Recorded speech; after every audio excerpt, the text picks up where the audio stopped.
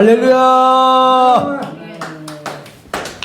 오늘 본문의 말씀은 요한복음 9장인데요. 요한복음 9장 말씀은 태어날 때부터 이 소경된 사람을 예수님이 고쳐주셨어요.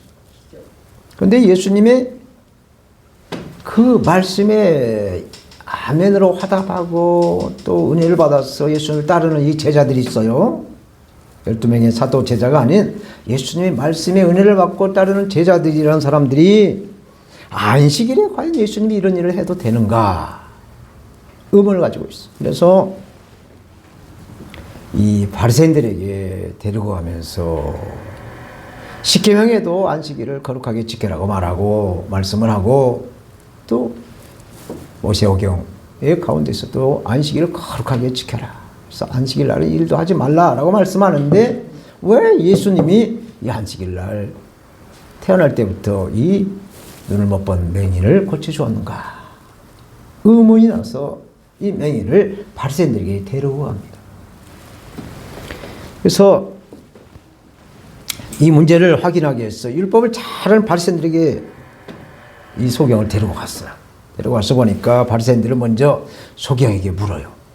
네가 어떻게 해서 누가 내 눈을 고쳐주었느냐라고 1차로 물어봅니다.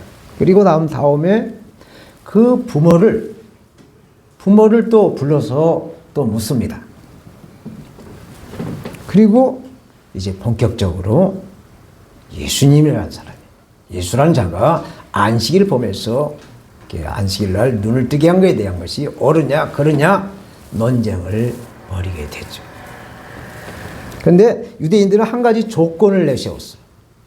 누구든지 예수를 그리스도다라고 믿는 자는 이 유대교 공동체에서 출교를 하는, 요새 말로 탄핵을 한다는 전제 조건으로 안식일 논쟁을 하고 있는 것이었습니다. 오늘 본문은 소경했던 사람이 예수님에 대한 최종 진술, 최종 증언을 말하는 말씀이에요. 이 땅에 살아가는 수많은 사람들 가운데 똑같은 사람은 단 한 사람도 없다고 그래요. 지구촌에 76억 이상이 살고 있어도 똑같은 지문이 똑같은 사람, 얼굴이 똑같은 사람은 단 한 명도 없다라고 합니다. 그것은 하나님께서 다 하나님의 형상으로 사람을 창조하시되 다 다르게 창조를 하였기 때문에 그렇습니다. 그래서 지구촌 모든 사람은 다 달라요. 그렇지만 사람이 다를 뿐이지 사람이 틀린 건 아니잖아요. 저는 저고 또 여러분은 여러분들 그 인격체가 다 틀린 것이 아니라 다르게 있을 뿐이에요. 근데 문제는 자기와 다른 생각으로 말이나 행동을 하면 틀렸다고 잘못했다라고 말을 하는 것이죠. 가족 간에도 그렇고 사회생활 모든 부분에서도 똑같은 현상이 나타난다는 얘기입니다.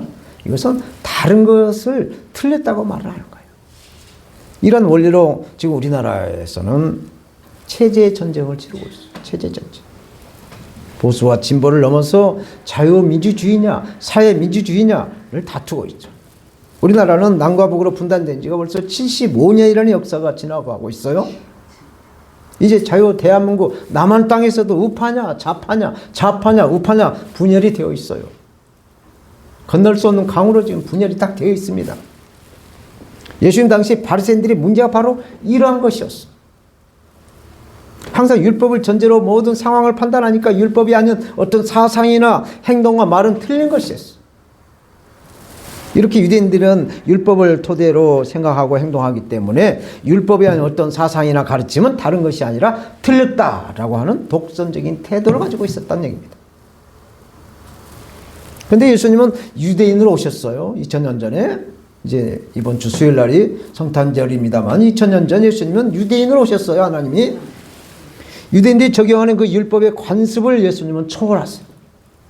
그래서 기적을 베푸시고 영혼을 살리는 그러한 사역을 공생의 사역으로 쭉 해나가십니다.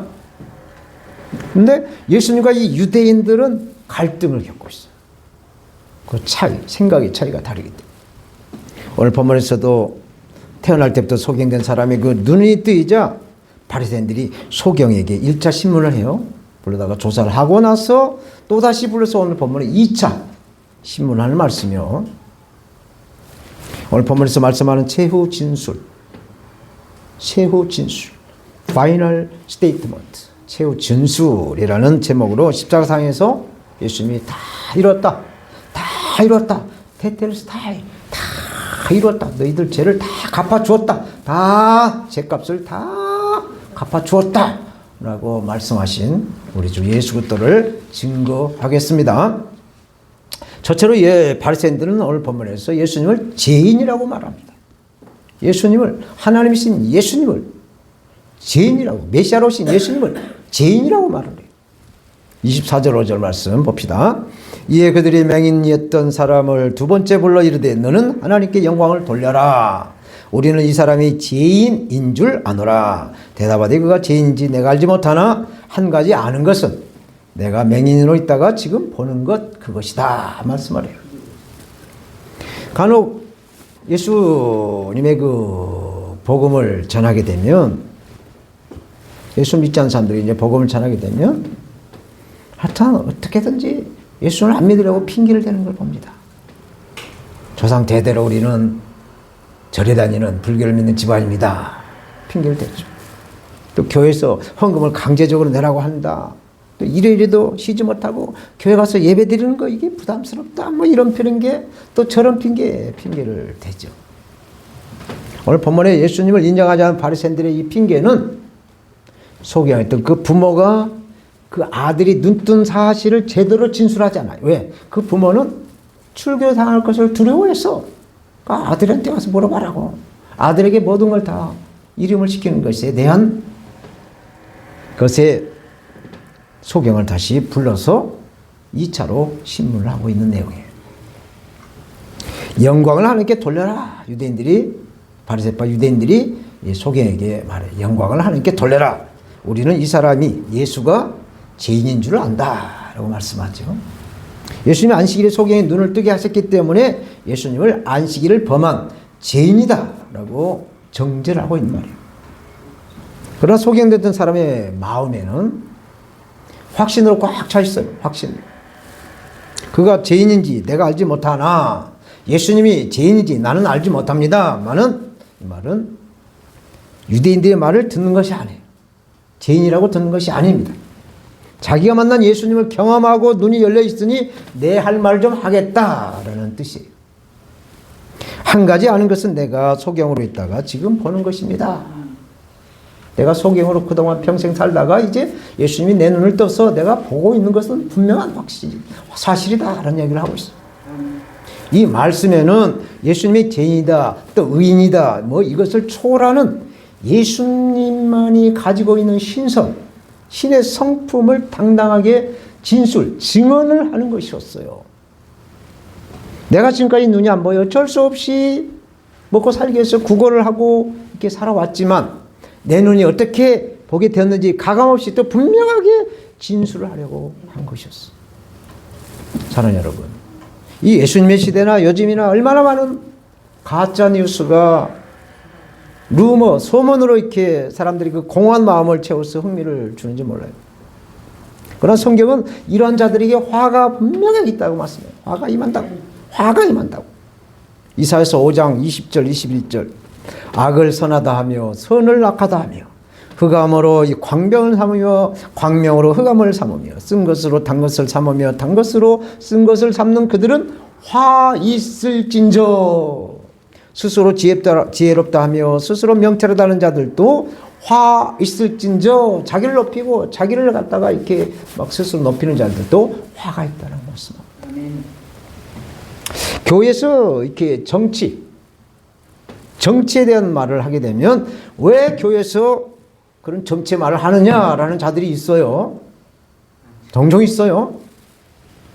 그런데 우리가 이 성경을 잘 보면 정치에 대한 이야기, 정치에 대한 말씀입니다.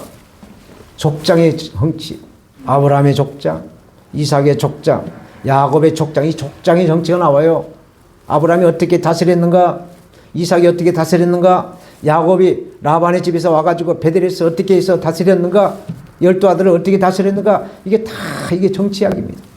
그리고 사사의 정치, 왕들의 정치, 정치에 대한 말씀이 이 구약의 성경의 내용이에요. 그리고 신약 성경에도 보면 예수님의 정치, 예수님의 12제자 사도들의 정치, 신구약 성경 모두가 통치자는 주권자이신 오직 하나님이시다. 이것이 성경의 말씀이고 성경의 이야기예요. 그래서 베드로 사도는 베드로전서 2장 9절에 이렇게 말씀하고 있어요.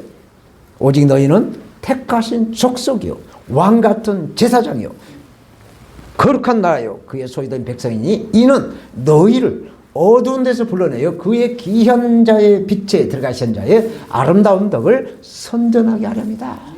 우리가 예수 그리스도의 복음을 전하기 위해서 우리를 제사장으로 불러주셨다는 겁니다. 예수 그리스도의 아름다운 덕인 하나님의 통치를 전하도록, 예수 그리스도의 아름다운 덕인 하나님의 나라를 전하도록, 아름다운 덕인 복음을 전하도록 부르심을 받은 우리가 된 줄로 믿습니다. 그러므로 올바르게 예수님을 증거, 진술해야 한다는 거예요. 우리 삶에도 거짓이 들어있으면 하나님은 우리의 기도를 받지 않아요. 우리 예배를 받지 않습니다. 우리 속에 있는 거짓이 들어있으면 하나님은 애매하십니다. 가짜가 진짜 행세하는 거 더더욱 그렇습니다. 지금은 절대 다수가 지지하는 것처럼 보일지라도 사상두각이라고 해요. 모래 위에 진 집이라는 겁니다. 정의 앞에서는 거짓의 집은 흔적도 없이 물거품으로 사라지는 거예요. 금방 어떻게 될 것 같아도 이 손바닥으로 태양을 가릴 수는 없어요. 우리의 사명은 옳은 것은 옳다, 그런 것은 그러다 증언하는 것이 바르게 말하는 거예요. 이쪽 저쪽 눈치 보면서 이소와에 나오는 박쥐처럼 밤에는 이쪽 편, 또 낮에는 이쪽 편에 간에 붙었다 쓸개 붙었다 왔다 갔다 하는 거 하나님이 절대로 원치 않습니다. 그리고 이 오늘 같은 우리나라의 이 난세 어려운 환경에 있을 때 중립을 지키는 것도 또 마찬가지. 나는 이것도 아니야 저것도 아니야 가만히 있는 것도 이것도 하나님이 원하지 않아요. 우리는 오른편에 있어야 될 줄로 믿습니다. 성경은 왼쪽 편은 염소의 자리, 오른쪽 편은 양의 자리. 염소의 자리는 지옥으로 내려가는 자리, 오른쪽에 양의 자리는 천국에 올라가는 자리라고 분명하게 말하고 있습니다. 그러므로 우리는 항상 오른편에 있어야 될 줄은 오른편, 오른편에 있어야 돼. 바른 쪽에 있어야 될 줄로 믿습니다. 26절 저희가 가로되 그 사람이 내게 무엇을 하였느냐 어떻게 내 눈을 뜨게 하였느냐 재차 물어요. 바리새파 유대인들이 몰라서 물어본 것이 아닙니다. 한마디로 고문을 하는 고문. 무엇인가 예수님에 대한 흠을 찾기 위해서 질문을 반복을 해. 그러다가 혹시 대답 가운데 무슨 꼬투리만한 단수리가 단서가 될 만한 것이 있을까? 그것을 붙잡기 위해서 이렇게 반복된 말로 이 맹인을, 눈뜬 맹인을 고문을 하고 있는 것이죠.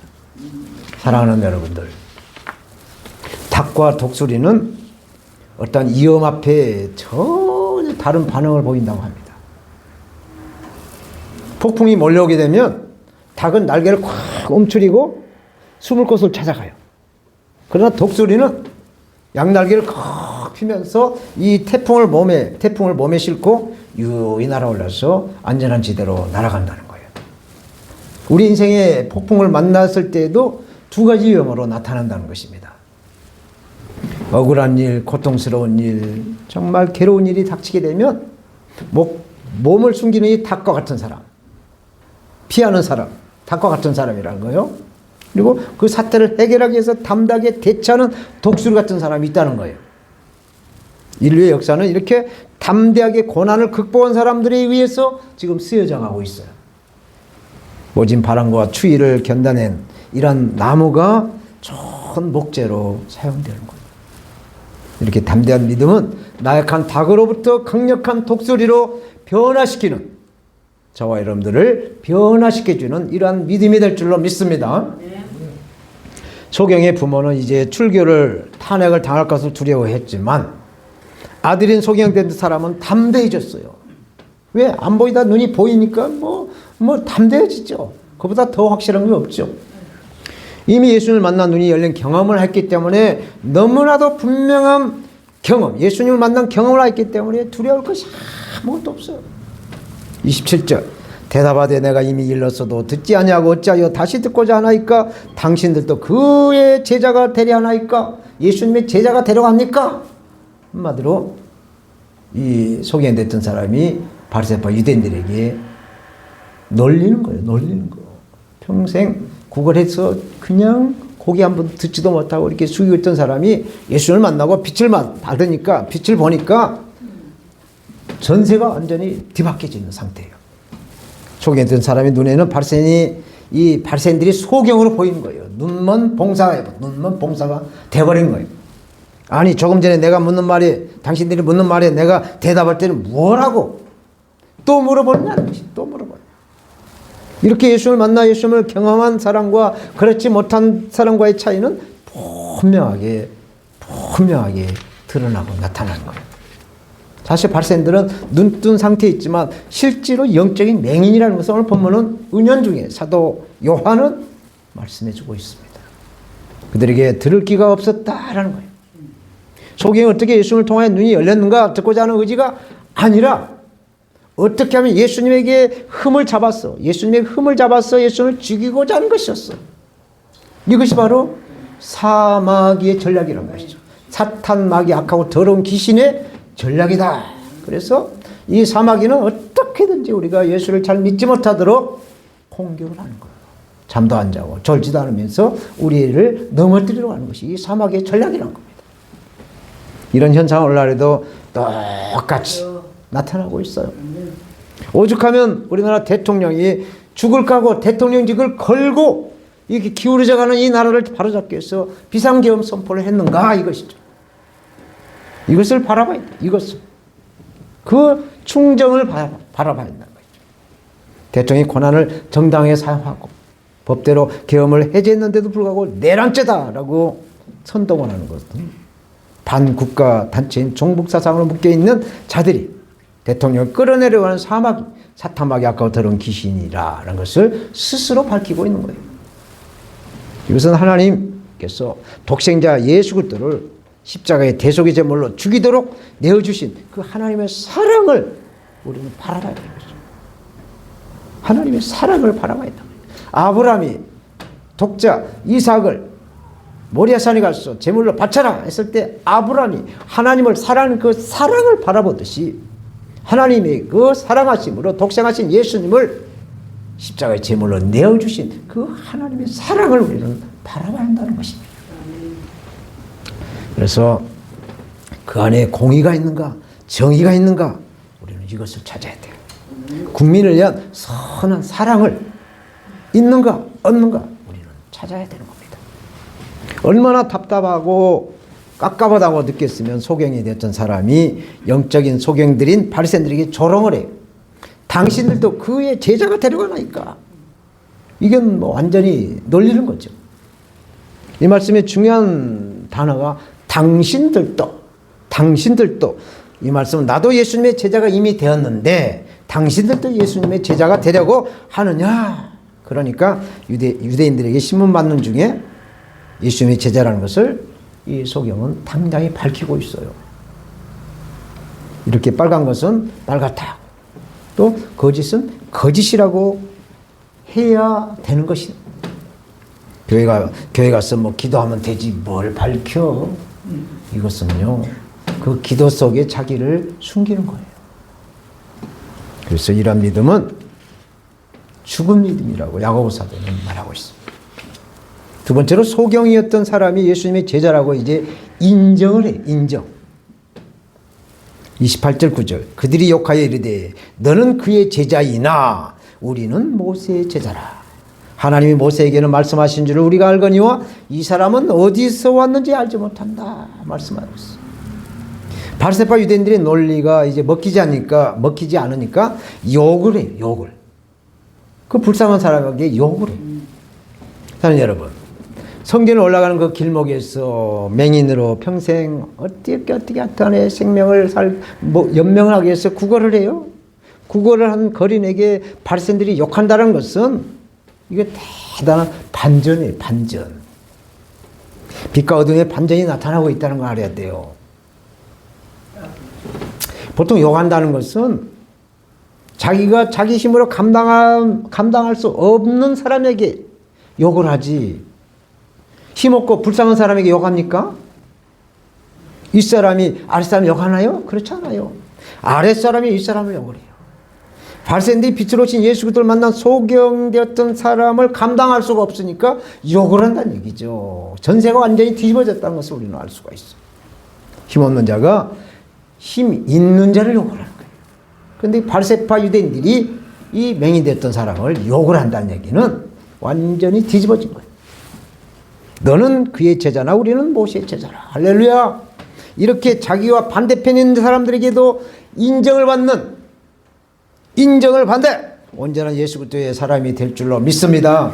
아, 저 사람은 예수쟁이야 라고 인정을 받아야 어디 모임에 가서 연말에 이제 술 이렇게 연말 송구 영신 예배 송구 이렇게 하여튼 연말 이렇게 한 해를 보내면서 아, 이 사람 교회 다니는 사람이야. 아, 이 사람 예수쟁이야. 예수님 사람이야 하면서 술을 권하지 않아요. 딱 인정을 받아버려야 돼. 아, 이 사람은 절대 술 안 해. 술 권하지 마. 교회 다녀. 예수 믿어. 예수님의 사람이야. 이렇게 인정을 받아야 될 줄로 믿습니다. 30절 그 사람이 대답하여 이르되 이 사람이 내 눈을 뜨게 하였으되 당신들은 그가 어디서 왔는지 알지 못하니 참 이상합니다. 어떻게 나는 안 돼 어떻게 당신들이 모르냐? 참 이상합니다 라고 말씀하고 있어요. 바리새인들은 모세 가르침의 전문가라는 사실에 그 율법의 전문가라는 사실에 만족하며 프라우드 자랑스러워했어. 아주 자기들 율법에 좀 안다고 거기에 굉장히 자만심을 가지고 있었던 거예요. 그러나 안타깝게도 이 율법의 전문가라는 것이 그들의 자신을 돌아보지 못하게 만드는 교만을 일으키게 하겠다는 것이죠. 그 율법을 인해서 자기가 안다는 것에 있어 교만으로 흘러가겠다는 것입니다. 그런즉 선줄로 생각하거든 넘어질까 조심하라 라고 사도 바울은 골도전서 10장 12절에 말씀. 우리가 서 있을 때 무슨 일을 이루어갈 때 넘어질까 조심하라 말씀합니다. 오늘 본문 32절 3절에도 창세 이후로 맹인으로 난 자의 눈을 뜨게 하였다함을 듣지 못하였으니 이 사람이 하나님께로 오지 아니하였으면 아무 일도 할 수가 없다 말씀하고 있습니다. 우리나라 속담에 서당께 3년이면 풍어를 푼다고 했잖아요. 속에 있던 사람이 일은 할 수 없고 이 성전 그 길목가에서 동전 한 집 주세요. 동전 한 집 주세요. 구걸하고 있는 중에 그 성전을 순례하는 그 순례객들을 다면서 하나님은 어떻고 선지자는 어떻고 오실 메시아는 어떻고 뭐 이렇게 오하면서 막 하는 이야기를 다 주워 들었을 거란 말이죠. 그 주워 듣는 그 말이 그러므로 믿음은 들음에서 나며 들음은 그리스도의 말씀으로 말미암는다 라고 로마서 10장 17절에 이 말씀, 이 믿음의 말을 자꾸 주워 듣다 보면 그 말씀 한 구절 한 구절이 다 껴 맞춰져서 우리가 완전한 구원의 사람, 성화의 사람, 영화의 사람으로 성장해 갈 수 있도록 성숙해 갈 수 있도록 인도하실 줄로 믿습니다. 이제 오늘 본문에 대한 결론을 맺겠어요.